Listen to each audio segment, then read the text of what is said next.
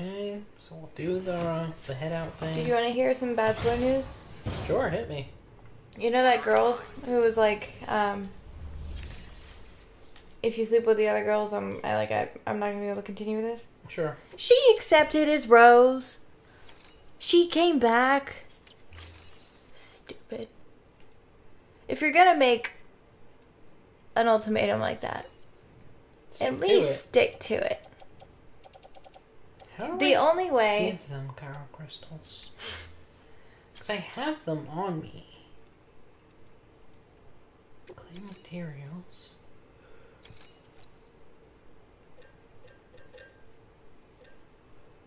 No, this is asking how many do you need. Yeah, this is taking it out. It's not that option. I don't think it's like recycle. How do I do the thing?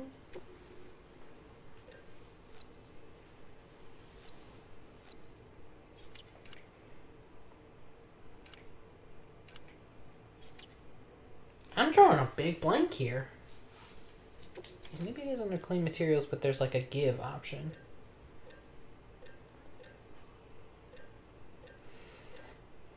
Well, imagine that. No, the fuck there isn't. Yeah, but the only way I will have any respect left for this girl is if she just knows that he's going to propose to her. So she only accepted his rose so that she could... Oh, it's literally right here. Yeah, there you go. So that she could reject his proposal. Could be. What do you think? Do I give him like 200? Get 250. 250.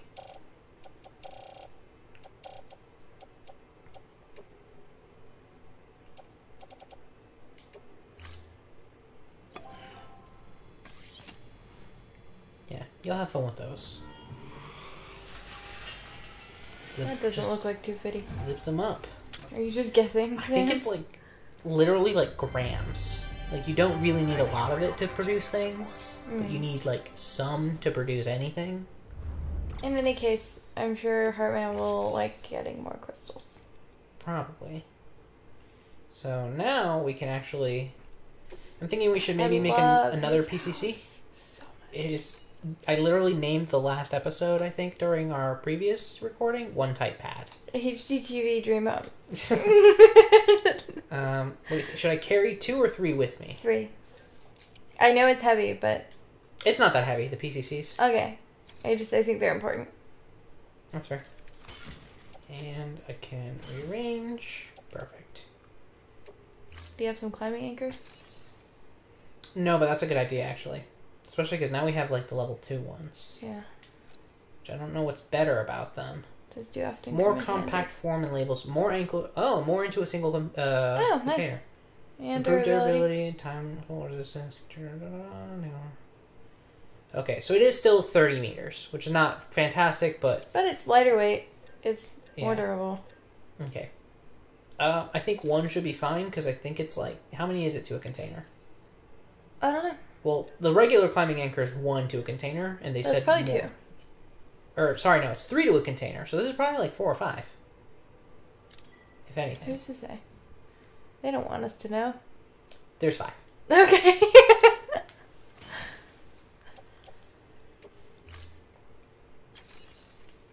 You should start a podcast. Me? About video game lore and history.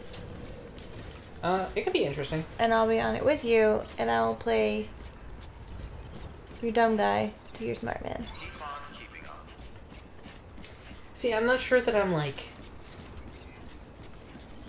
the researchy kind of person.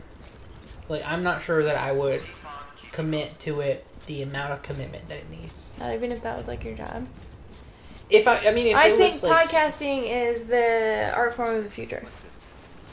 I can get down with that. I just think. Okay. I mean, it could be very interesting. In terms of, like, freelance work. Yeah. I'm not sure that is the...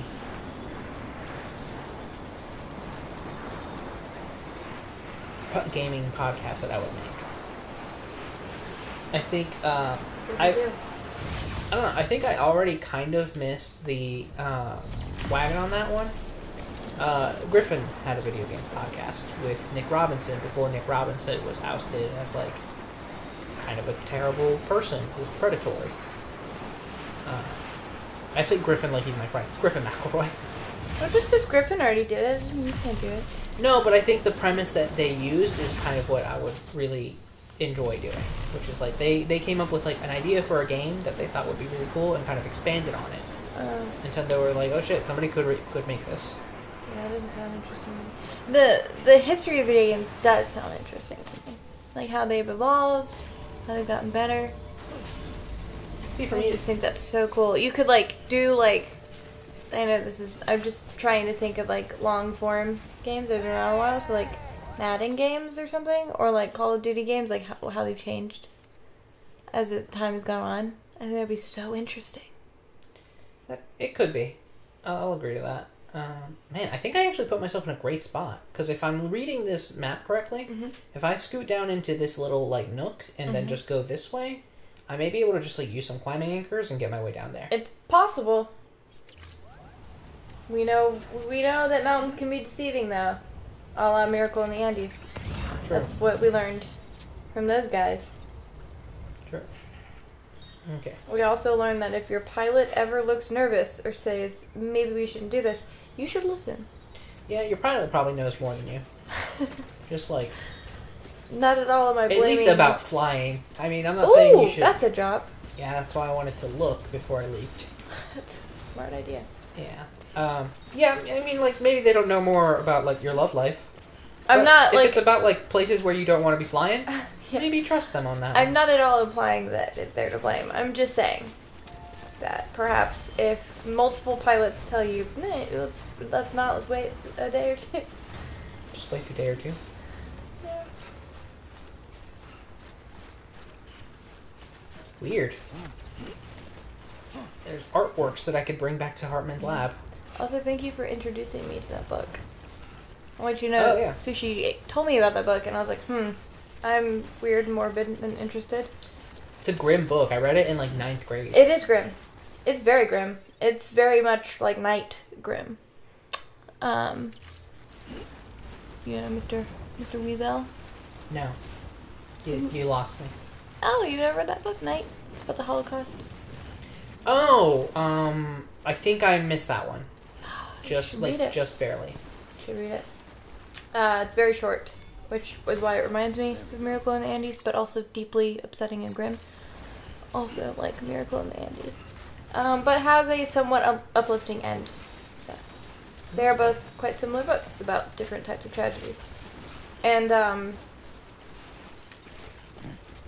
yeah, so Sushi told me about this book, and I had heard of the Miracle in the Andes, of course. Right, like the event. I had heard of that event, but I did not know that someone had wrote their account of it. And I think a lot of them did. I think at least one other did. I think there's at least 2 different accounts. Yeah. Or 2 distinct, not different, because they're not, like, different opposing people each other. Yeah. wrote them.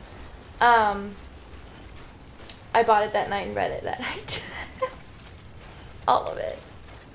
Yeah, I mean, it's not a very challenging read. No. I mean, it is if you've got a delicate stomach. Yeah, and I will say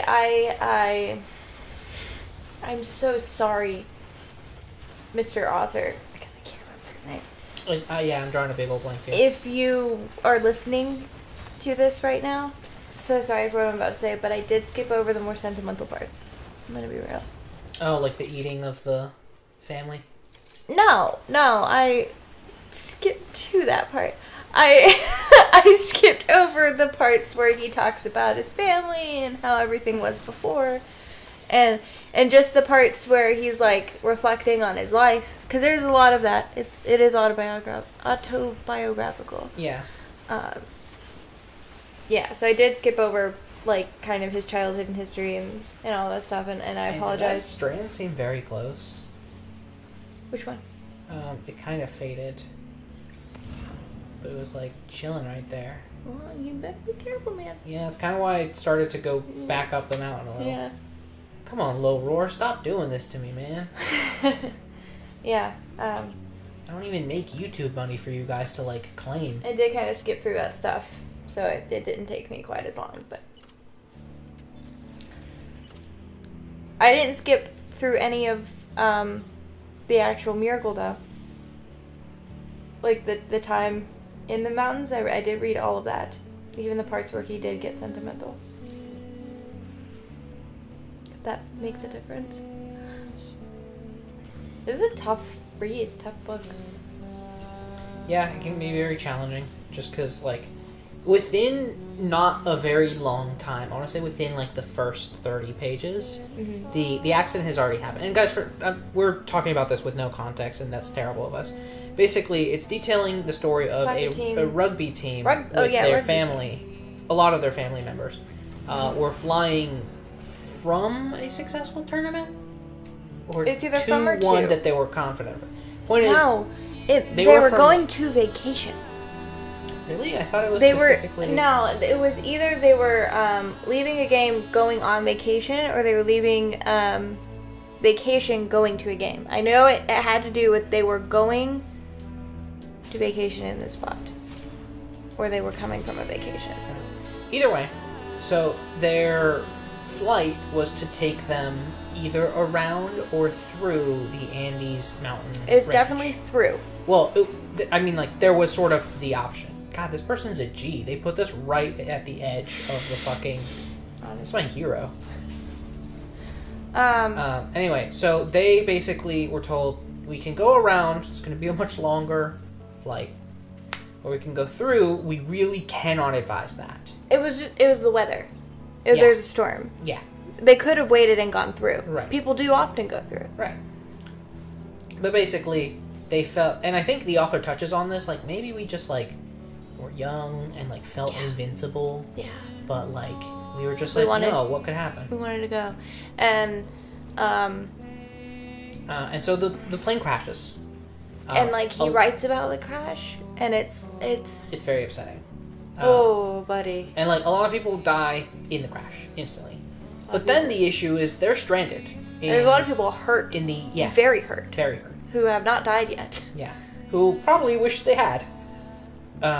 Or at that point, at least wish they were. The author had, like, a traumatic head injury. Yes. That's what I was getting to. Sorry. Point is, when he wakes up, I think, briefly. Only to learn that, like, there's a part of his skull that's, like, not really attached anymore. Yeah. And, like, floating, and, like, the brain is, like, inflated. Underneath it was, like, inflamed, rather. It was, like, pushing out pieces of his skull. Yeah. And then I think he had this realization and kind of just passed out. Mm-hmm. It's a very grim book. I did not know how long they were out there. You'll have to remind me, because, again, this was, like, many years ago that I read this. Months. I'm gonna look up the exact time frame because I don't want to be disrespectful, but I remember thinking that it wasn't not that it wasn't that bad, but I do remember thinking that it was like a few weeks. Not that I need to tell you. But it's like a season. They're up there. That's crazy. Yeah, 72 days. Wow. Yes. That's 2 months. Yeah. Almost 2.5. Uh-huh. That's upsetting. Yeah. Nando. That's the account I read. Nando Parado. Yeah. And he went on to be, like, a race car driver. Like, so, like, he got a good ending. Mm-hmm. They also, like, had to... Basically, like, they were up there with no food, no real way of getting water, besides eventually I think somebody figured out if you take the fuselage, you can, like, get it hot in the sun and, like, melt some of the snow. Yeah. But, like, that was their only source of water, and their then, like, their food ran out pretty quickly. 10 days. Yeah. And so they came to the grim realization and decision that they had to eat some of the people who had died. Yes. Who were thankfully preserved by the cold. And, like, again, the best way they had to, like, heat up the long pig, I guess, was by heating up some fuselage. His sister died? Yeah, his sister and his mother. Yeah. His mother died immediately, like, during the crash. His sister lived for, I don't think very long. Yeah. And after. Then, I remember in the account that he tells, he does say that they, like, specifically were like, look, we don't want to disrespect you. We're not going to eat, like, your sister or your mom. Yeah, they were untouched. Yeah. And apparently he and his father, until his father, I think, died, they would go up there. Wow. Because that's where their graves are. Yeah, pay respects. But that man is a goddamn hero. Climbed up the face of a mountain and then down the face of a mountain on no food, no shoes, nothing, just to go get help. Yeah. After 72 days. It's wild. I remember reading in the book that the people that he encountered, when they finally saw people, did not believe him. Wow. I mean, I guess that makes sense. I mean, they, like, went and got help, but they, like, as he was telling his story, they're like, "There's no way you've been out there that long." Right. You're delusional. Yeah. And they didn't believe how far he walked, and they didn't believe how long it had been. The man claims this ammonite has an umbilical cord. An umbilical cord.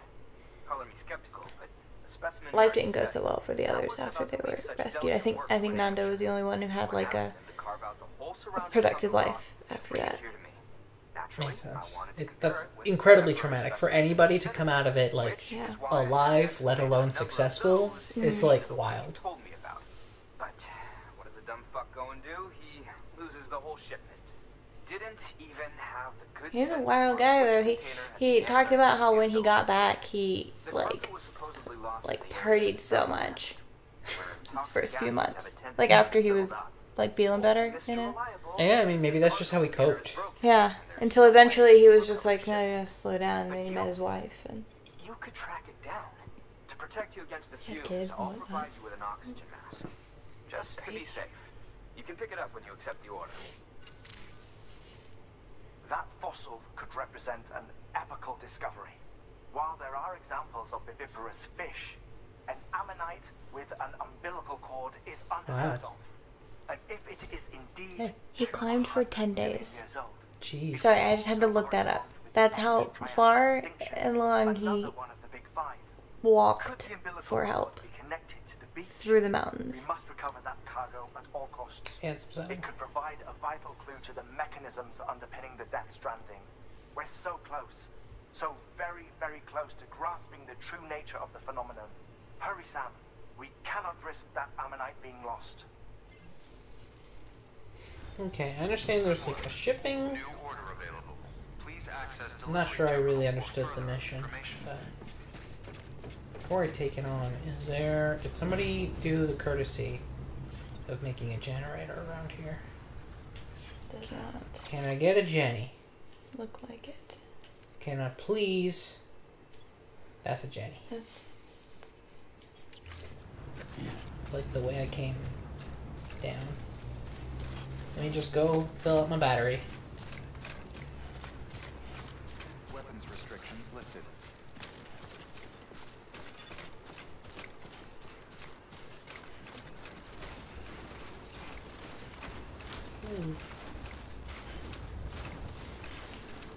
Yeah, he became a race cooker.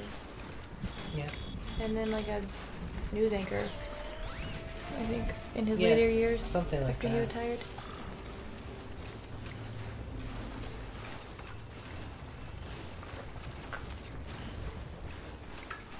Slow down.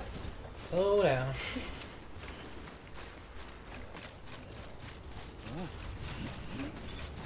Beginning scan. Scanning bridges. And save. Alright. Let's take the order. That's gone actually pretty decent. I should have been setting up... Well, I couldn't have really set up the things that I wanted, so I guess it doesn't matter. Alright, let me take a look at what we have here. We've got an order. They want us to recover the ammonites.